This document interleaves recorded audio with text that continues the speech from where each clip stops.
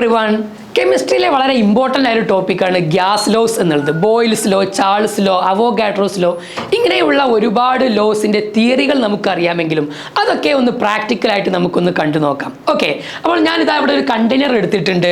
അതിലേക്ക് ഞാൻ എന്ത് ചെയ്യുന്നു, കുറച്ച് ഗ്യാഷ്യസ് മോളിക്യൂൾസിനെ ആഡ് ചെയ്യുകയാണ്. ഞാനിതാ ഇവിടെ 100 മോളിക്യൂൾസിനെ ആഡ് ചെയ്തപ്പോൾ ഇതിൻ്റെ പ്രഷർ 11.7 അറ്റ്മോസ്ഫിയർ ആണുള്ളത്.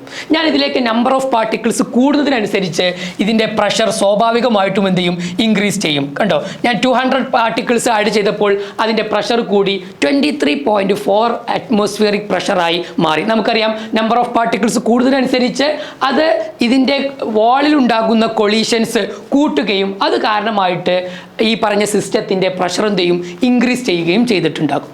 ഇനി നമുക്കറിയാം ബോയിൽസ് ലോ എന്ന് പറയുന്നത് വോള്യവും പ്രഷറും തമ്മിലുള്ള റിലേഷനാണ്. അവിടെ ടെമ്പറേച്ചർ എന്തായിരിക്കും, കോൺസ്റ്റൻ്റ് ആയിരിക്കും.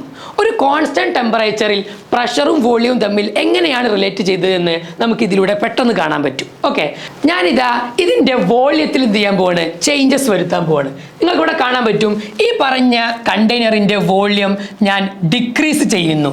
ഡിക്രീസ് ചെയ്യുന്നതിനനുസരിച്ച് അതിൻ്റെ പ്രഷർ എന്ത് ചെയ്തു, കൂടി ഇപ്പോൾ 29 ഓൾമോസ്റ്റ് 30 ആയി കഴിഞ്ഞു. ഓക്കെ, ഞാൻ വീണ്ടും പ്രഷർ കുറക്കുന്നു, അതിനനുസരിച്ച് വോള്യൂം കുറക്കുന്നു, അതിനനുസരിച്ച് ഇതിൻ്റെ പ്രഷർ എന്ത് ചെയ്യുന്നു, വീണ്ടും ഇൻക്രീസ് ചെയ്യുന്നു.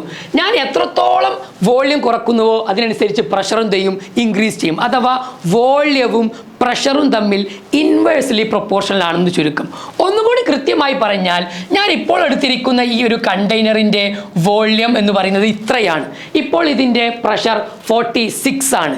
ഞാൻ ഇതേ വോള്യത്തെ ഡബിൾ ആക്കി കഴിഞ്ഞാൽ അവിടെ പ്രഷർ ഹാഫായി മാറിയിട്ടുണ്ടാകും. നോക്കൂ, ഞാൻ ഇതിൻ്റെ വോള്യം എന്ത് ചെയ്തു, നേരെ ഡബിൾ വോള്യം ആക്കി എടുത്തിട്ടുണ്ട്. 46 ആണ്. ഇപ്പോൾ അതിൻ്റെ പ്രഷർ പകുതിയായ 23 ആയിട്ട് എന്ത് ചെയ്തു, മാറുന്നതായിട്ട് നമുക്ക് കാണാൻ പറ്റും. അപ്പോൾ വോള്യവും പ്രഷറും തമ്മിൽ ഇൻവേഴ്സ്ലി പ്രൊപ്പോർഷണൽ ആയിരിക്കും അറ്റ് കോൺസ്റ്റന്റ് ടെമ്പറേച്ചർ. ഇതാണ് ബോയിൽസ് ലോ. ഇനി ചാൾസ് ലോ നമുക്കറിയാം. ചാൾസ് ലോയിൽ പ്രഷറാണ് കോൺസ്റ്റന്റ് ആയിട്ട് നമ്മൾ എടുക്കുന്നത്.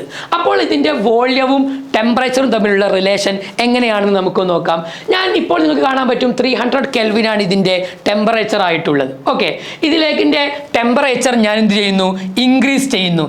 ഇൻക്രീസ് ചെയ്യുന്നതിനനുസരിച്ച് കണ്ടെയ്നറിൻ്റെ വോള്യവും ഇവിടെ ഇൻക്രീസ് ചെയ്യുന്നതായിട്ട് നമുക്ക് വ്യക്തമായി കാണാൻ പറ്റും. ഞാൻ ഇതിനെ കൂൾ ചെയ്ത് കഴിഞ്ഞാൽ അവിടെ ടെമ്പറേച്ചർ കുറയുന്നുണ്ട്. അതിനനുസരിച്ച് ഇതിൻ്റെ വോള്യം എന്ത് ചെയ്തു, കുറയുന്നതായിട്ട് നമുക്ക് കാണാൻ പറ്റും. എന്ന് പറഞ്ഞാൽ ടെമ്പറേച്ചറും വോള്യവും തമ്മിൽ ഡയറക്റ്റ്ലി പ്രൊപ്പോർഷണൽ ആയിരിക്കും. ടെമ്പറേച്ചർ കൂടുന്നതിനനുസരിച്ച് വോള്യവും കൂടുന്നു, ടെമ്പറേച്ചർ കുറയുന്നതനുസരിച്ച് വോള്യം കുറയുകയും ചെയ്യുന്നു.